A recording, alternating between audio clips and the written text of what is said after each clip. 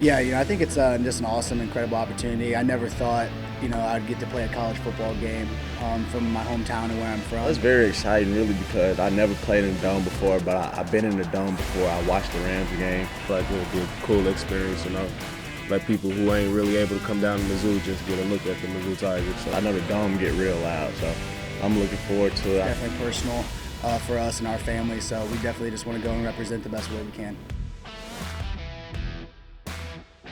And welcome back into the Tiger Kickoff Show presented by the Columbia Missourian. I am your host, Harrison Vapnek from KOMU Sports, joined alongside the beat writers of the MU football team, Ryerson, Brandon Haynes, and Wendell Shepherd. Style points were brought back. We're 3-0 with the style points. I think Missouri football can credit their good luck to our guys wearing sunglasses today. How are you guys doing? That's fully the reason they won. That's exactly why they're 3-0. Yeah, 100%. I kind of forgot mine for today, so we'll call it that. I'm saving it for another big game. So LSU in 2 weeks. We'll see the style points then when Mizzou is hopefully 5-0. But they can't get to 5-0 without being 4-0. They're ready to take on the Memphis Tigers on Saturday evening from the Dome in St. Louis, Missouri's first game playing in that Dome since 2010. A lot of questions right now despite the big win against Kansas State, and it starts at the quarterback position. Brady Cook ruled as questionable going into Saturday's game with a leg injury. Wendell, I'll start with you. How big of a deal is it if Cook can't play in this game for the Tigers? I think it's a pretty relatively big deal. He was really great in the Kansas State game. They don't win that game without him. And I'm not sure that Sam Horn and other guys behind him are quite ready to perform at the level that he's been at yet. So I think that they will be all right without him, but it's a little nervy. Especially coming off his 356 passing yards, the most passing yards he's ever had playing college football. Adam, I'll turn to you. If Sam Horn is the quarterback, how much of this offense do you think changes? Because we've only seen Horn throw 7 career passing attempts. We saw him a little bit in the first game against Middle Tennessee. But is Sam Horn possibly ready to step in and make the start and possibly win a big game for the Tigers against a good Memphis team? Yeah, I think that this is one of the games where you kind of circle if you're Sam Horn to get just reps in general, especially coming off a big win against K-State. I think that this was one of the games where you could have seen more action, especially if they come out to a hot start. The biggest change is just going to be, I think, in the running game and how they work play action off of it. Just because we know Brady Cook is one of his probably best trait is his dual threat ability, being able to get it done with his legs. We don't know if Sam Horn has that in him. We know that he is athletic, obviously, two-sport athlete, can get it done. But I wouldn't expect to see a lot of design runs for Sam Horn, like we saw in the opening drive for Brady Cook.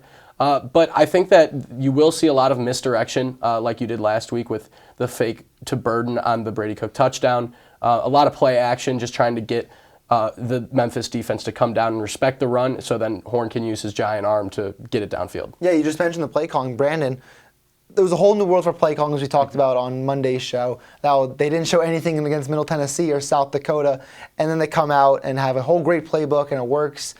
If Sam Horn is the starting quarterback, or if Brady Cook is playing but banged up, how much does the play calling change for this specific game against Memphis? I think it goes back a little bit to what they saw the first couple of weeks. I think we'll see a lot of run-heavy offense just with Cody Schrader and Nathaniel Pete, just getting those opportunities to kind of push the line of scrimmage. Memphis has struggled against the run. That is one of their traits that they haven't been great against.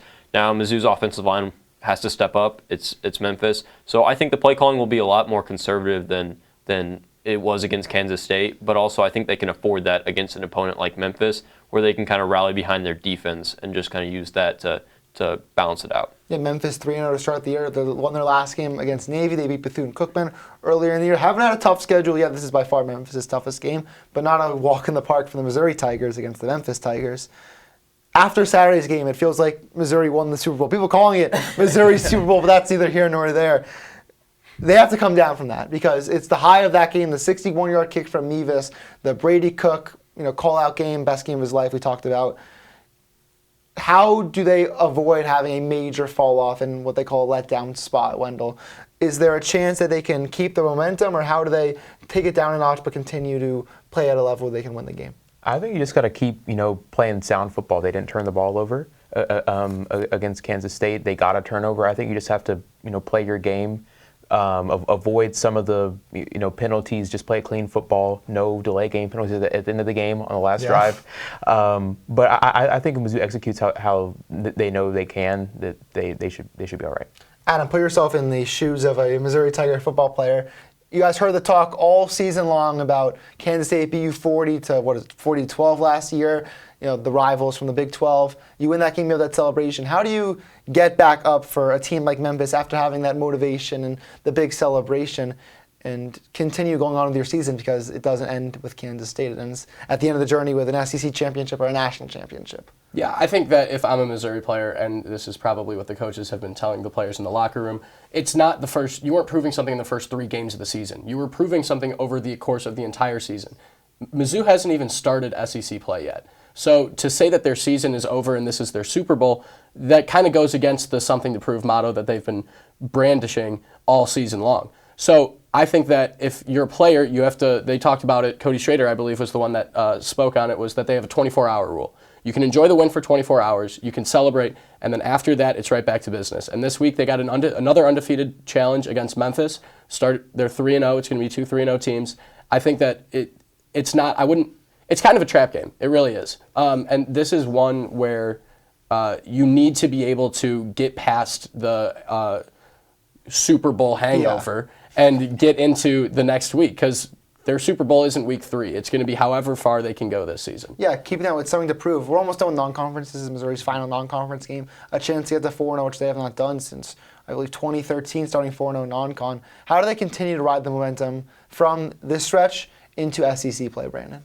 I think you just got to, kind of like Wendell said, remain consistent. And you just got to go out there and consistently produce and put your best foot forward. Run the offense you want to run. This weekend's going to be tough, but I think one thing that they have going for them that maybe wouldn't go for them if it was a different type of game is it is in St. Louis. And you have 18 players that are returning home. It's going to be a motivation game for them. You can tell the excitement throughout the organization is there. And so I think there's a little bit of that interest right there that kind of negates some of that hangover that you would have, just because they know that this is a big game for them and they want to prove something to their hometown fans, to the high schools that they went to, and just kind of show for the future state of recruiting in St. Louis that Missouri is a place that you can go to and succeed.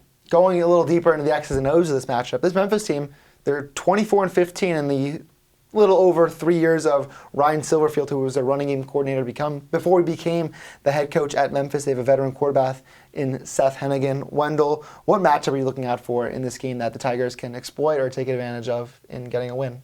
I think it's not a matchup technically, but one thing that I'm looking for, whether Brady Cook plays or not, is how Kirby Moore and the offense handles probably a limited playbook, limited quarterback play, regardless of who's there. We talked about earlier Cook's ability to run.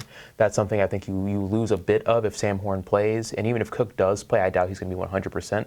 So I think that's something that we're going to have to watch out for, and that Kirby Moore's going to have to manage, is having maybe part of his playbook closed a little bit. So I think that's what I'm going to be watching for. Adam, Memphis has this great running back in Blake Watson, averaging 7.4 yards per carry. Could be one of the best running backs that Mizzou faces all season, including the guys that they're going to face in SEC play. What matchup are you looking out for in defense that Mizzou can do a good job of stopping that Memphis run game? Yeah, for me, it's the front 7 of Missouri's defense against the running game, and specifically the offensive line for Memphis. Like you said, Blake Watson, he's a stud. He broke 2 69-yard runs against Navy a week ago. And in a game where they were really able to dominate on the ground. Now, both teams in that matchup were dominating the running game, and that's kind of what the tail of the game was. But I think that this week, the offensive line for Memphis has shown some struggles early, even against Bethune-Cookman. They weren't really resetting the line of scrimmage. They weren't getting a big push, and coming into this game facing the best run defense that they probably will face all year, Mizzou's going to be able to reset the line of scrimmage and get a lot of pressure, and I think that that's going to be a key to success for them to be able to halt the really, really strong ground game of Memphis. Yeah, it'll have to be a big game from guys like Darius Robinson and Johnny Walker on that inside to not let Memphis get to that outside and contain those running gaps. Brandon, what matchup do you have your eyes on? I have my matchup kind of on the third downs in general, and just how Mizzou can compete against Memphis in those areas. 3 of 13 last week for the offense. They got it done against Kansas State, but they weren't able to get it done on third down. And a key to just remaining consistent is getting those types of plays and just being able to get there and kind of make a difference on those third downs.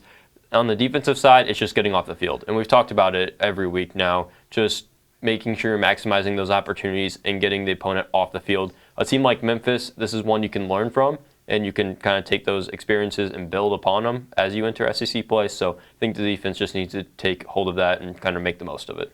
Yep. We'll now turn to what our writers are writing about this week in their game features and where they're focusing in on. Wendell, I will start with you. You are looking deeper into this Memphis roster and specifically one former Missouri Tiger and Towski Dove. Tell us about this Memphis offense. Yep, former captain Towski Dove elected to use his fifth-year college eligibility at Memphis. But I talk a lot about Blake Watson, as Adam mentioned, but also Seth Hennigan. He's a very, very experienced quarterback for a junior.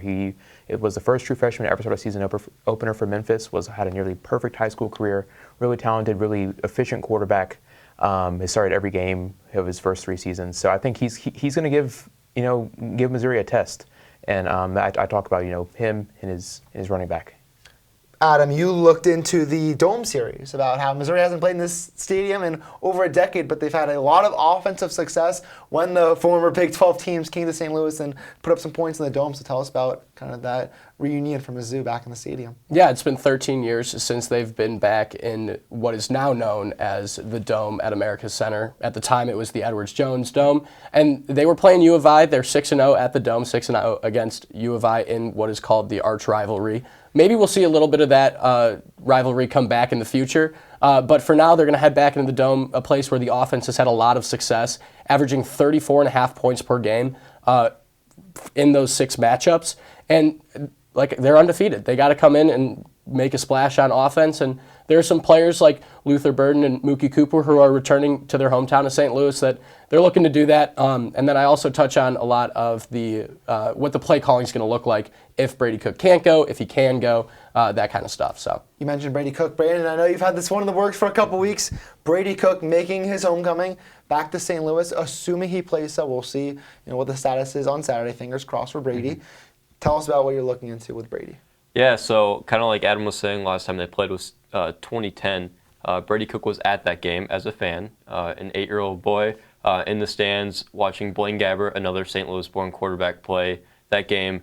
And so I kind of took the angle of just Brady Cook coming home, and it's an experience for him to go back to the place where he grew up. His high school where he played football games was only 15 miles from the Dome, and so he had an opportunity to watch Mizzou from there, and then obviously his love for Mizzou grew from there. I think everybody who's heard of Brady Cook knows his passion for Mizzou is there.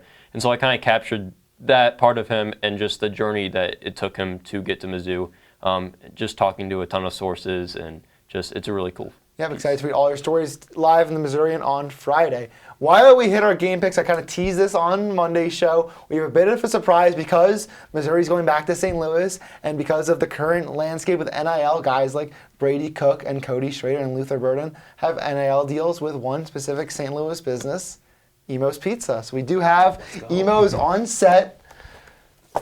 I think Brandon's the only one who's had this before. Yeah. We only got a small here. The Tiger Kickoff budget is not as high as you'd expect, despite our fantastic set and our great writers. So we're settling with that. You guys have never had this before. What are the expectations? It's got a lot of hype. Luther, is hyping up. I mean, we know he's getting paid, but yeah, he's hyping up Emo's a lot on social media. So I'm excited to be pretty decent. I'm gonna be honest, kind of low expectations. Yeah, I've been told snob. I'm not gonna like. But I'm keeping an open mindset. We can show the camera. Yeah, there you go. This is Look, it's a good looking pie. Yeah, it's a good looking pie. It's not deep dish. It's not deep dish. No, it's also a tad cold, but that's not. Cold pizza sometimes is better. It's got the St. Louis flop on it. Let's make sure we get it. I can't break it. Yeah, this is gonna be. Brandon, you've had the emo. Oh yeah, I have Emo's almost every single birthday. So, okay. So I assume you like it then. Yes, I do enjoy first. Emo's Pizza. Adam, you want to do the honors? Everybody knows the rules. Yeah. Shout out Dave. Good crunch. What's this cheese on here? Provel. So it's like a moist cheese. That's when I'm told it's like half liquid, half solid. Mm-hmm. Yeah. Yeah. My dad does not like Emo's Pizza, being from St. Louis, so it is a person-by-person basis. It's definitely different. I always describe this to be a Ritz cracker with cheese and sauce. I can confirm that is spot on. Yeah, that's exactly what this tastes like. It's exactly what it is. One of my buddies said that you don't get emos when you're craving pizza. You get it when you're craving emos, and I can see why. Because like this doesn't even. It's a seem very like distinct pizza taste, though. Yes, it has that, but it doesn't like it. When you're eating, it doesn't feel like a pizza. You know, I don't know if that makes any sense, but That makes sense. I know we have a lot of St. Louis viewers, listeners, fans who follow us, so I'll give this a higher score than I would honestly. This is a 7.0 pizza. wow.